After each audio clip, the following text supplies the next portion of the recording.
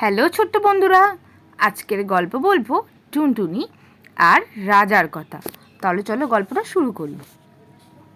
রাজার বাগানের কোণে টুনটুনির বাসা ছিল। রাজার সিন্দুকের টাকা রোদে শুকোতে দিয়েছিল।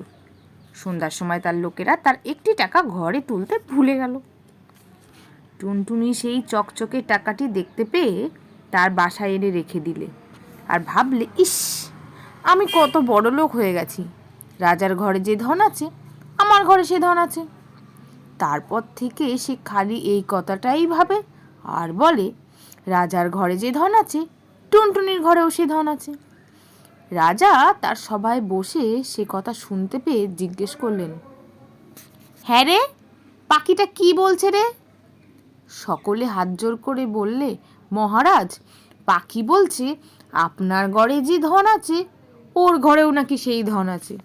শুনে রাজা খিলখিল করে হেসে বললেন, দেখ তো ওর বাসায় কি আছে। তারা দেখে এসে বললে, মহারাজ, বাসায় একটা টাকা আছে। শুনে রাজা বললেন, সে তো আমারই টাকা, নিয়ে আয় সেটা। তক্ষুনি লোক গিয়ে টুনটুনির বাসা থেকে টাকাটি নিয়ে এলো। সে বেচারা আর কি করে, সে মনের দুঃখে বলতে লাগলো, রাজা বড় ধনে কাতর, টুনটুনির ধন নিলে বাড়ির ভিতর। শুনে রাজা আবার হেসে বললেন, পাখিটা তো বড় ঠেটারে, যা ওর টাকাটা ফিরিয়ে দিয়ে আয়। টাকা ফিরে পেয়ে টুনটুনির বড় আনন্দ হয়েছে। তখন সে বলছে, রাজা ভারী ভয় পেল, টুনটুনির টাকা ফিরিয়ে দিল। রাজা জিজ্ঞেস করলেন, আবার কি বলছে রে? সভার লোকেরা বলছে যে মহারাজ নাকি বড্ড ভয় পেয়েছেন, তাই ওর টাকা ফিরিয়ে দিয়েছেন। শুনে তো রাজামশাই রেগে একেবারে অস্থির।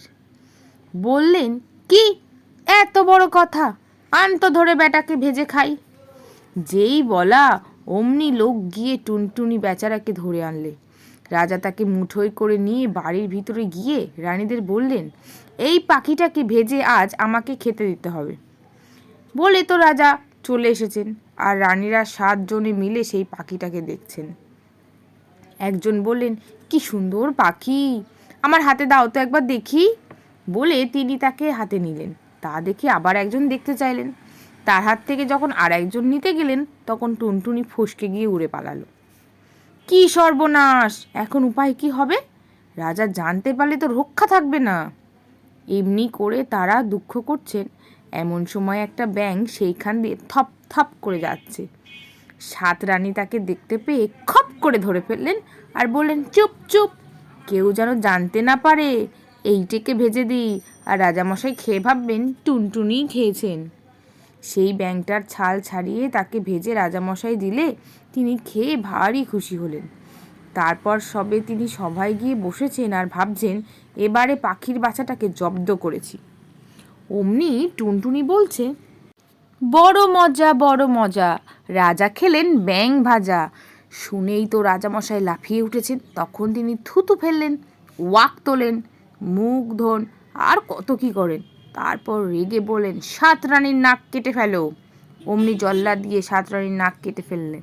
তা দেখে টুনটুনি বললেন, এক টুরিতে টুনটুনালো 7 রানীর নাক কাটালো। তখন রাজা বললেন, আন বেটাকে ধরে, এবার গিলে খাবো, দেখি কেমন করে পালায়। টুনটুনিকে ধরে আনলে রাজা বললেন, আন জল। জল এলো। রাজা মুখ ভরে জল নিয়ে টুনটুনিকে মুখে পুরেই চোখ বুজে ঢক করে গিলে ফেলেন। সবাই বললে, এবারে পাখি জব্দ। বলতে বলতে রাজামশাই ভক করে মস্ত একটা ঢেকুর তুললেন। সভার লোক চমকে উঠল, আর টুনটুনি সেই ঢেকুরের সঙ্গে বেরিয়ে এসে উড়ে পালালো। রাজা বললেন, গেল গেল, ধর ধর। অমনি 200 লোক ছুটে গিয়ে আবার বেচারাকে ধরে আনলো।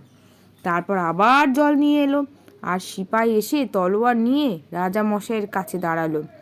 টুনটুনি বেরুলেই তাকে 2 টুকরো করে ফেলবে।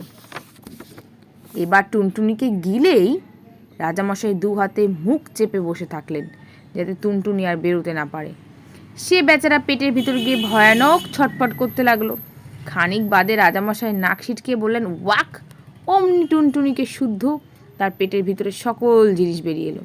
সবাই বললে, সিপাই সিপাই, মারো মারো, পালালো।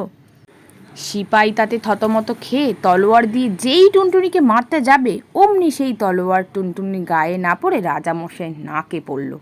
রাজামশাই তো ভয়ানক চেঁচালেন, সঙ্গে সঙ্গে সবার সকল লোক চেঁচাতে লাগলো।